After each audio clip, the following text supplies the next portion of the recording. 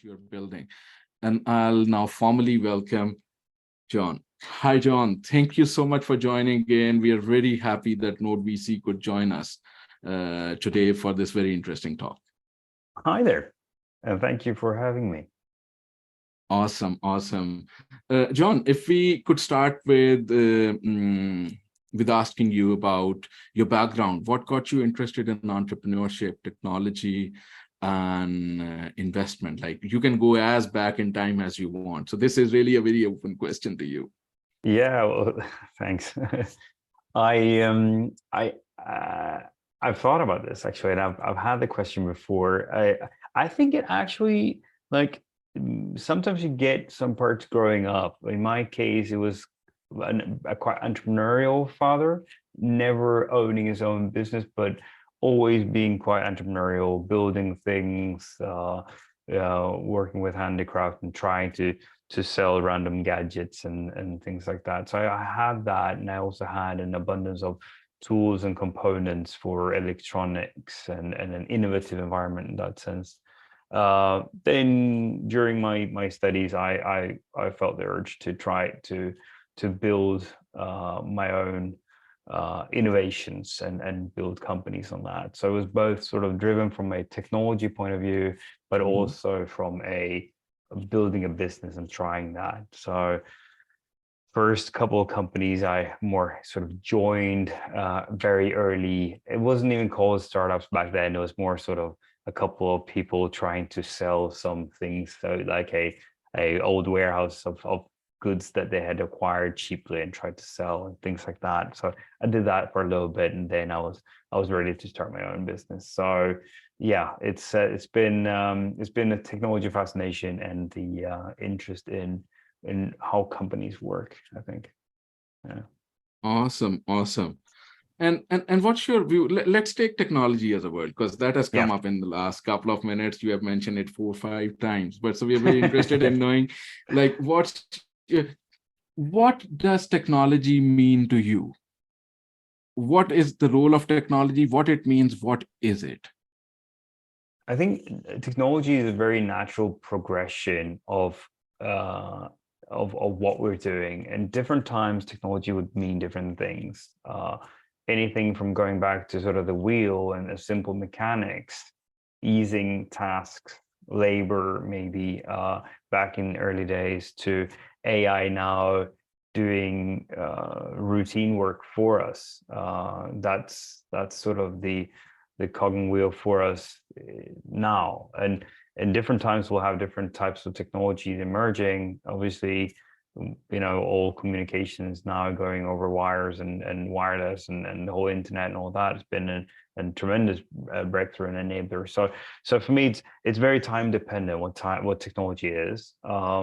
I got into technology entrepreneurship, especially a bit more than 20 years ago now, and it was during a time when sensors were really developing quickly, and sensors made an enormous impact, not talked about so much potentially, but anything from industry and production where sensors are crucial, to cars and interactive methods with machines, how we push buttons and interact in anything from VR to simply operating a machine. Sensors are involved in your toaster at your kitchen table. There'll be a bunch of sensors, and I was initially very, very fascinated by sensors and processing the signal from sensors to make aware machines, or machines that are aware. And that's still a very large part of my spare time. Very interesting and fascinating the way you describe technology as kind of easing stuff. And you very easily described it as like wheel eases something, and now AI is easing our routine work. So that's so really, thank you so much for simplifying it so easily in such easy terms. And I think what even your sensors background, that's very interesting. I was watching Interstellar. It's a movie about space travel, like a couple of days ago. And that's where Cooper, I think that's the actor. And he is flying, he is kind of descending the spacecraft, and there's a lot of vibration. And Anne Hathaway on the other side says, "Or do you want to turn it off, the vibration?" He said, "No, I want to feel it." So I think Yeah. as human beings, we are creatures operating through our senses. Senses have a huge role of how we perceive the world. So I think that's a nice starting point on the technology side as well. Like if you are in the sensors game, it kind of it's in a bridging kind of a thing. You're trying to bridge stuff. Yeah, for sure. And I think the human being is a very good peer, sort of an benchmark for these sensors. It's fairly easy to make today an image sensor or a microphone or something else that would sort of beat the human sense in resolution or sensitivity, but the whole package when it comes to interpret it, both in speed and complexity and analytical capabilities, the human being is still far superior to machines in sort of the complex task, which is quite fascinating, and probably means that we still have a long way to go. It is extremely fascinating to see a human do something if you imagine that that human is actually a robot.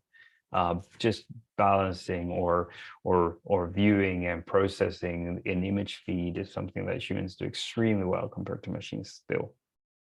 Yeah, completely agree. I was actually at a doctor's clinic a couple of days ago for routine checkup, and there was this huge map of human body, and it was called a muscle map. So it was just showing muscles. And I was thinking, like most of the robots we see in the movies and all that, they're well designed, but they are based on our bone structures, because bones are things which move, joints and everything. But our flexibility as individuals is defined by our muscle movement, which is the second layer. So technology probably has to cross there to really design machines which have those structures, like muscle structure around them. But great insights. Let's jump a little bit into your background in terms of, because you have been an investor, you are a VC, you are an entrepreneur, you're an active advisor, you have been in startup accelerators advising early stage founders. So these are several hats. How do you balance all that? Let's start there. And what is your core passion? Two things. So my full-time job, which I dedicate, more hours per week than a normal full-time job, is to be a VC, which is the really the key thing in what I'm doing now. Being an entrepreneur is something that I've done before, and now I'm a full-time investor. So I think many of my most important advisory roles, informal or formal, they come through the engagement that I have as an investor. So I know you, for example, you have a lot of different both organizations that you work for and different tasks. For me, I have a portfolio of investees where I have money engaged, and I'm an active investor. And then I have an open fund where I'm doing new investments, looking to do new investments. So those are the two sort of main things that I do: advise the ones I have and search for the new ones, basically. And when it comes to passion, I know I think it's quite obvious that technology and technology trends, where things are going, both with compute and connectivity, sensors and interactions with machines, to how entertainment and sort of collaboration within future business, all those sort of platform-driven, technology-driven transitions are extremely interesting to me. What I'm trying to do really is to combine that with the human touch of understanding what humans want, because I think that's the intersection where it becomes interesting from a business point of view. It is quite common for technology and technical innovations to not really appeal to the to the users in how they want to use it.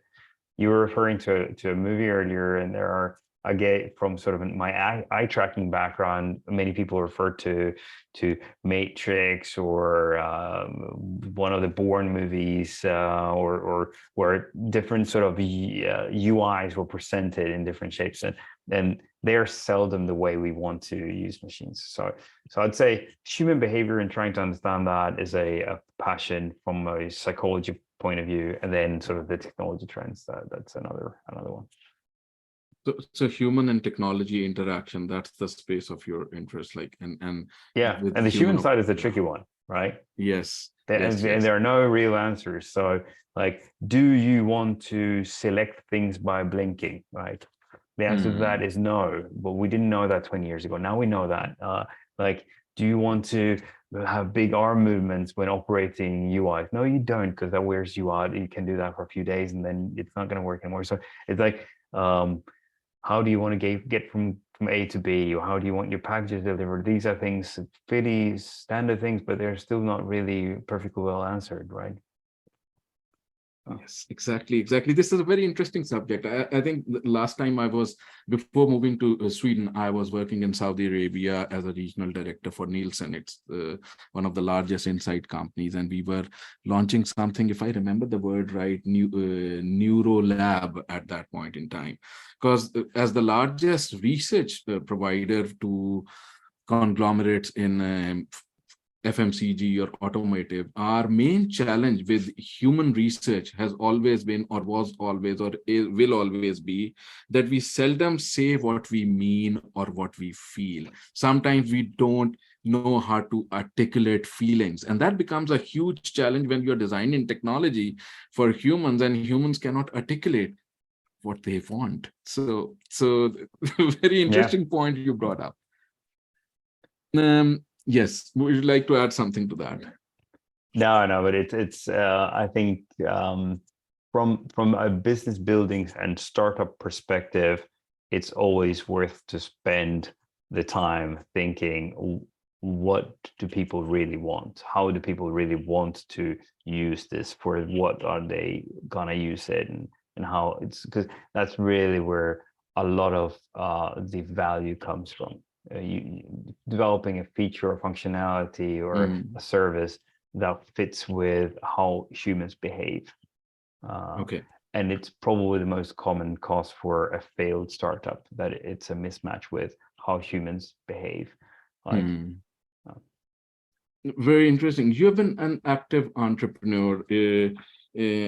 I'm just trying to locate the word that you use, that even though you started the startups, when you said you joined a business, I think that's also very interesting way of putting it as well, because words have a lot of power. So I think when we say startup, it certainly triggers some ways that you need to build something very fast and then gain investor, and then investor will bring on another investor. So that's general perception, and media hypes it as well that way. That's the startup building journey. But somewhere with this funding crunch and everything happening, there's a lot of pressure now coming in, like you're actually building a business. So it needs to be built as a business, because if you are building business, you will eventually be solving something. People will be coming and buying, and it's not an overhyped valuation you are building, but you're building a real solution technology or a product which has a market out there. So yeah. Completely agree. I think it's a good advice in general to tell people to build businesses. And think about beyond that initial product, what is your business?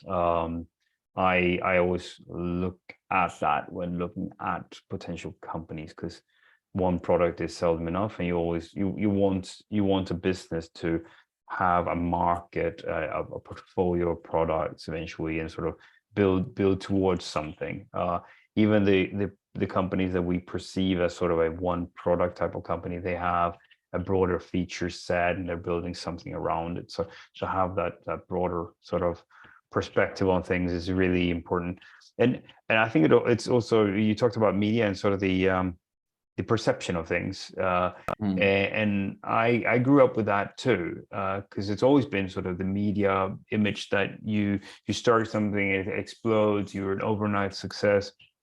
That is rarely the case, and we've seen some imploding businesses as well, and that is many times these overnight successes. So I wish everybody a very quick expansion of their business, of course, but if it doesn't, it's no panic, and it might be better to prepare with the stamina and sort of the time allocation for a very long period of time to build a business, because it usually takes a long time. My most successful startup, Toby, the eye tracking company, we started out with basically 6 people. After a year, we were 9 people. A year later, we were 12, and a year after that, we were 15. That was the first 4 years. So in no way sort of an exploding growth in building a huge company. And then, you know, it's sort of what we call the ketchup effect. So nothing, and then comes all the ketchup, you know. So it did happen eventually. And well, we were more than 1,000 full-time staff and 400 engineers when I left. So it eventually happened, obviously, but it took a while, and I think the slow start really set the company culture that company is still really living off of still today. So. But I think it's also a great way of testing, validating, and establishing strong fundamentals. Because you are iterating at a scale A, and then you think, okay, now we are ready for the leap, the catch-up effect that you're talking about, and then things, because fundamentals need to be strong in any business. Even as investors, when we go in and look into businesses, the fundamentals, the indicators, I think those are the real elements that we are looking at. We already have some questions coming in to the audience and community. Please start throwing your questions. We have a question from Dennis, who is asking, how can we build a more helpful, compelling, and abundant future for humanity? A more helpful and abundant future. Abundant and compelling future for humanity. Well, I'm actually just becoming a little bit philosophical here, but I think humanity is building the future humanity wants. We might be derailed, we might be in conflicts, but gradually we are creating the future we really want. It's not going to be fast, and we might mess up things along the way, but gradually we are going there. So sort of, I think it's an inevitable movement that we will end up in a better environment gradually. So I think we are on that track, and technology plays a huge role in that. So that's probably my only answer, because it's a very difficult question to answer. No, but I think it's really good that you mention in that way. And I think one of the things with us human is also the feedback loop. Even as kids, the best form of learning to walk is when we fall down, we kind of sense things around. Again, going back to sensors. Yeah. So the feedback, and the same with the way large changes are happening. So there could be a political wave that comes in, and then we learn, and then so it's a validation cycle that happens. So great point over there. Going back to your entrepreneurship days and your investing days now, how do you think those have prepared you as an investor? What advantage do they give you into your current core role? Your initial technology, like you like technology, you like to kind of see technology in the context of human interaction. You've been part of startups, built startups, scale them, and now being on the venture side, how has that influence, or does that influence, or does that help? Yeah, you. Yeah, well, I mean, it's a question that I would love to hear the entrepreneurs that I work with answer rather than myself. Okay.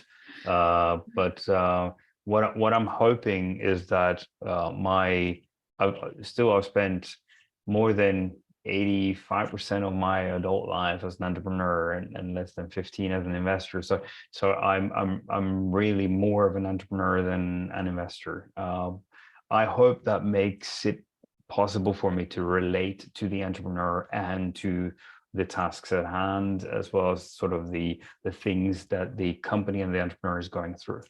I personally feel that I can relate, I can understand, I can feel what's going on.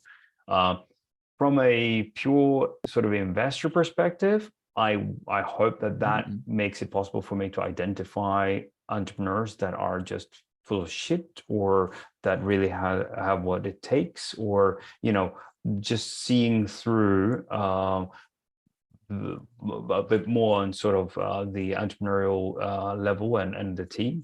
And then when it comes to supporting companies, both the ones that I don't invest in and the ones that I am invested in, I think it's a great strength and a great feeling for me seeing something happen in a company and being able to think about all the times that I've gone through that thing, right? Because throughout these 20 years as a CEO, co-CEO, and entrepreneur, you see a lot. I mean, you hire people, you fire people, you raise money several times, and you launch new products, you acquire companies, you launch in new countries where you've never even been before, and like you work day and night and really live for your business. More or less on a daily basis, my companies that I work with contact me, talk about something, and I know what it's like. Spoke to an entrepreneur yesterday about his personal financial situation vis-a-vis his holding in his own startup, and that is a tricky topic, and I can have that discussion because I've been in that situation several times. And I always promise my entrepreneurs that I am able to take off the investor hat and only wear the entrepreneurial hat, which means that I can even give them advice that are not really just in sort of the interest of my VC fund and quick fund returns. It is entrepreneur to entrepreneur advice on how to manage your VCs, your investors, for example, when they are out of line, or things like that. No, that's amazing. That's amazing. That powerhouse of information, kunskap, knowledge, and experience. I think that'll be very useful to the entrepreneurs that you work with.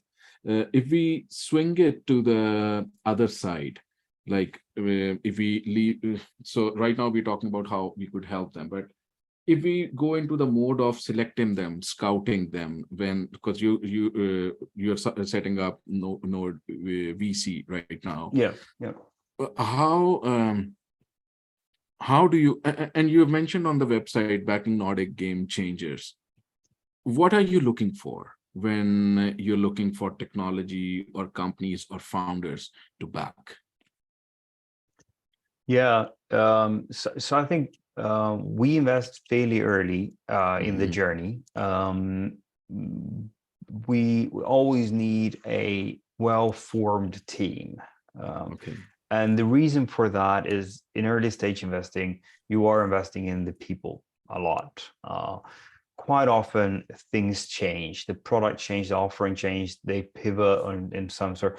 If you have good individuals, then you have better chances in making those modifications. And that's what we need. So it boils down to the people a lot.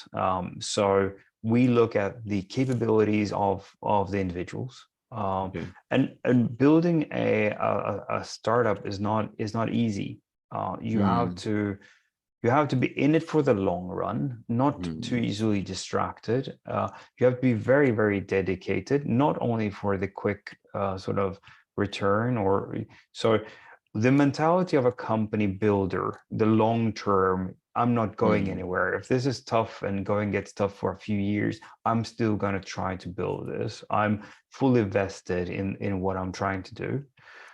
You need to be fairly all around. You need to see at least somebody in the team being a strong leader, and being able to navigate fairly complex things, both from a emotional point of view, a leadership point of view, but also from a shared knowledge and intellectual point of view. So you need to be smart to succeed. You have to have this, and it hasn't been to be in one individual, it has to be in the team. So we try to find all these capabilities in the team and be hopefully even sort of blown away by the people.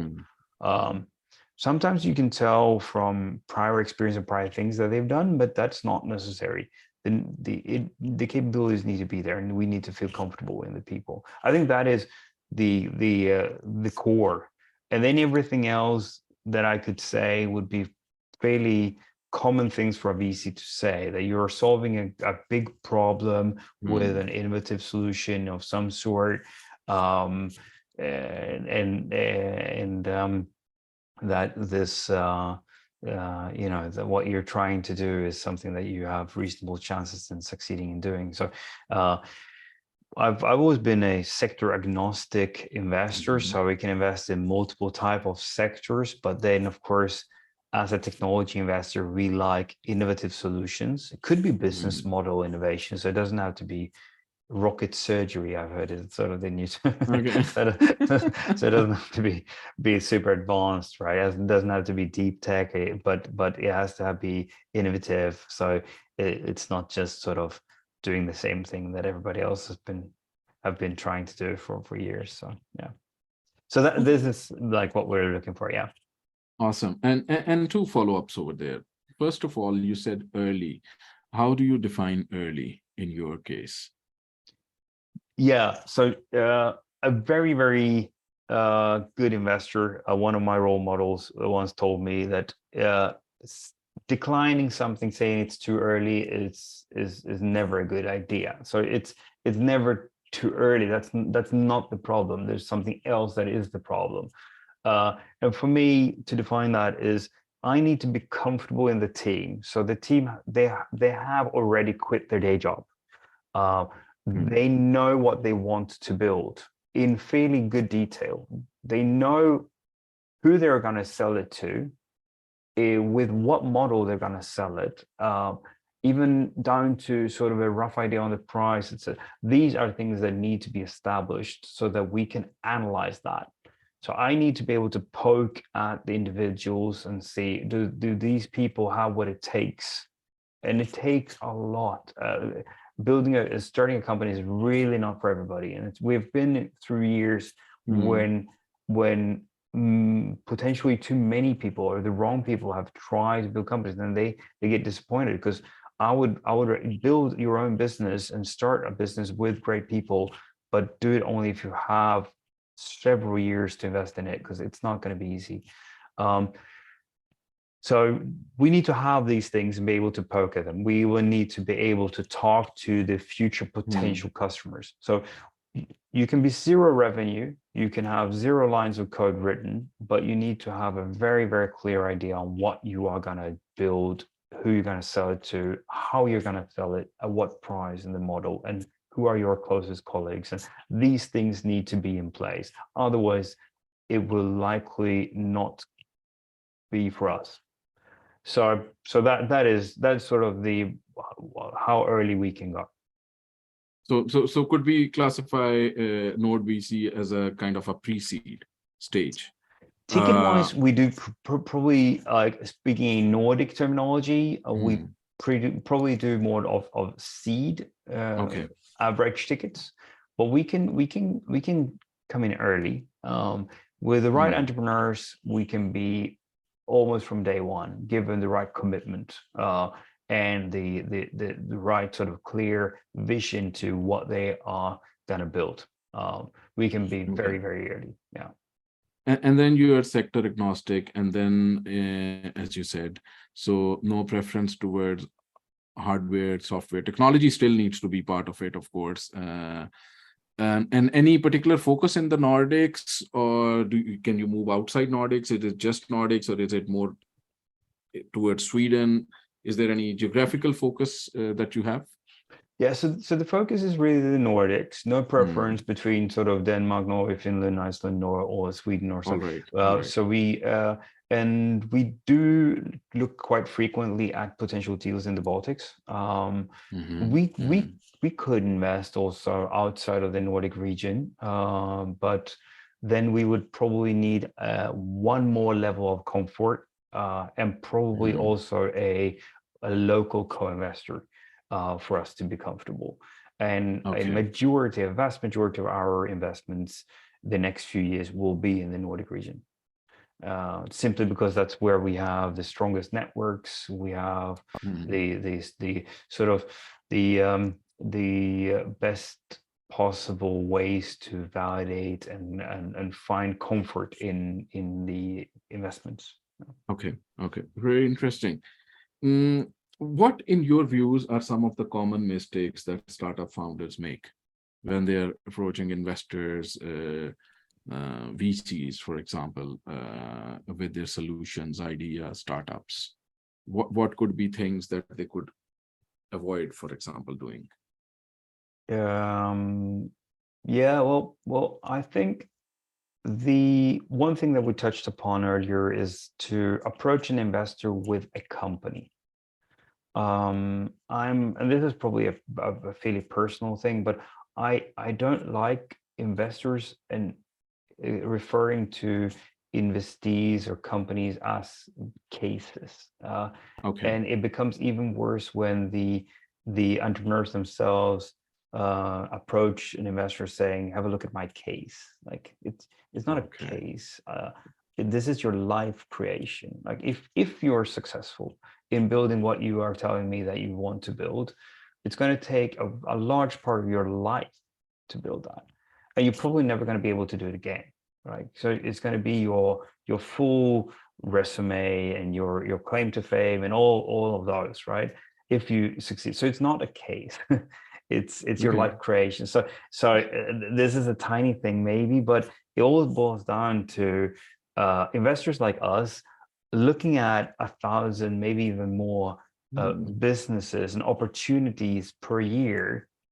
So we need to generalize. We need to find a few things to pique our interest, or a few things to sort of trigger a decline.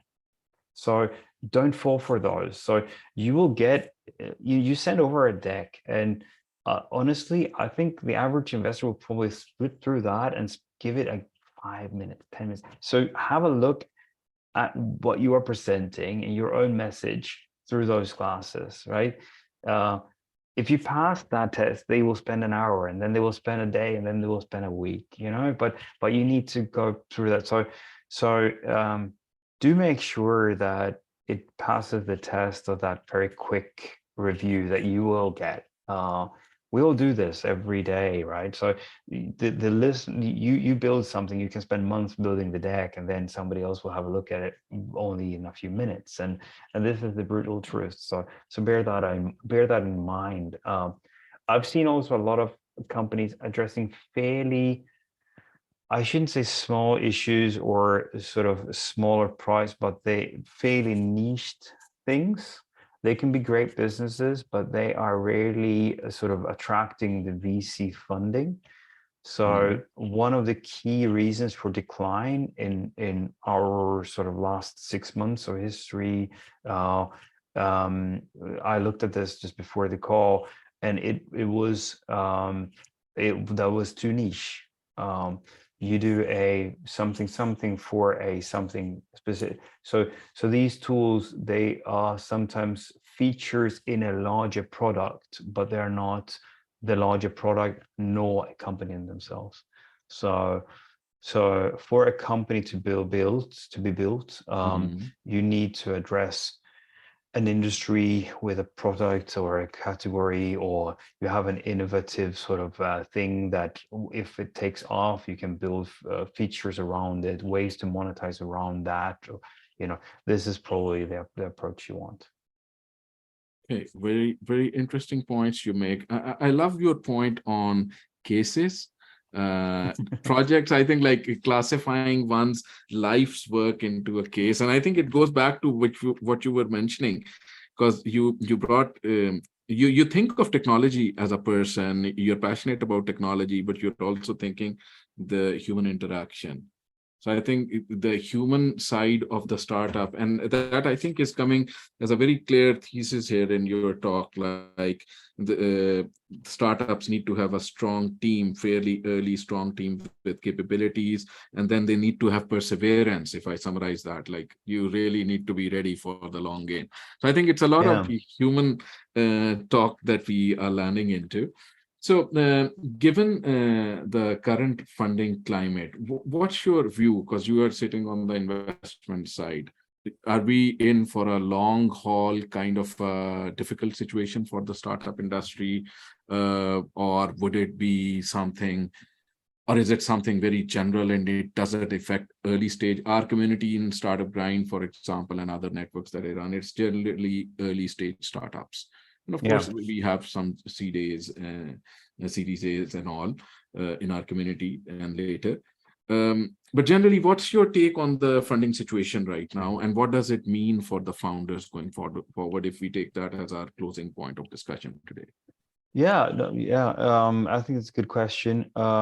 Firstly, I don't agree that it's a tough situation now. For example, Mhm, if you take mhm, it from a more sort of a longer perspective, if you a more of a sort of objective view, there are plenty of VCs that are active. Many of them have funds. It is not what it was a couple of years ago, obviously, but it is still, compared to what it has been in a sort of longer perspective, extremely good. mhm, So very competent investors, seen an enormous inflow of competent people into being investors now in the last 5-10 years. So mhm. I think it's a great environment to get funding. Not as Okay. easy, but if you don't want to get, I mean, it's a curse to get funding for the wrong thing, because the people that put money behind your startup, they, even if they're institutional, they will see it personally. If like if you don't succeed, it's going to be tough emotionally, and you have to answer to a whole bunch of things, and losing other people's money, it's not fun at all.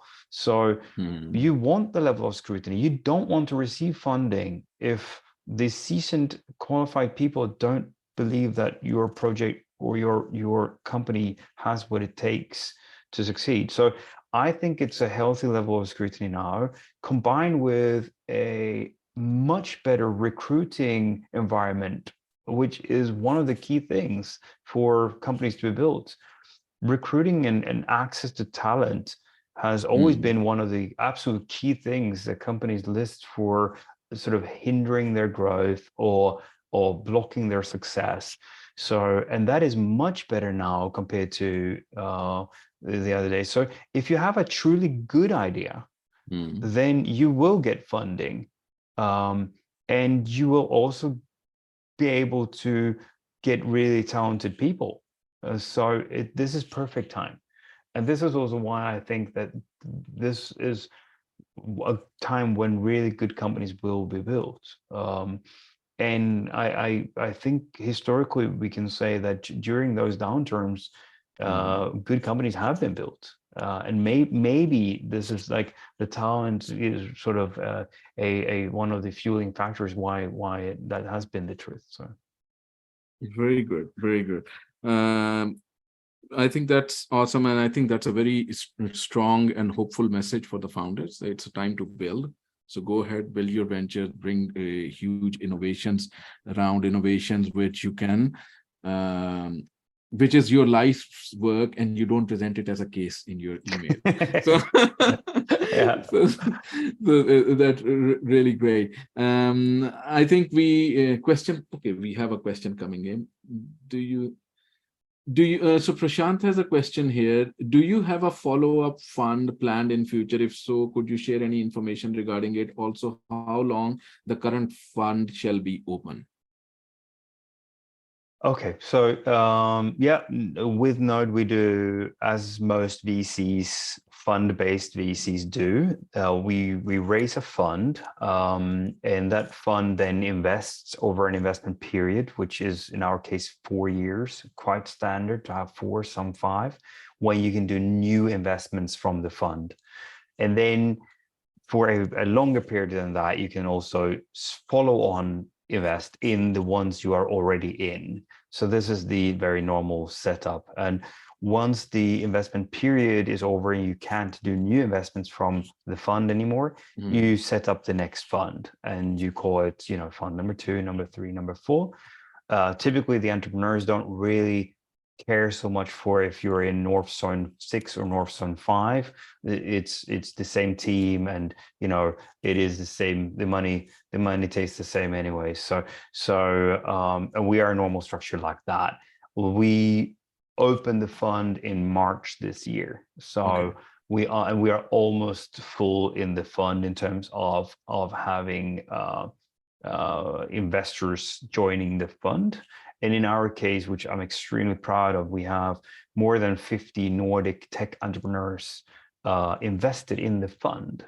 So when I make an investment together with my colleagues, we're investing a bit of our own money, some institutional money, but the majority is really from other tech entrepreneurs.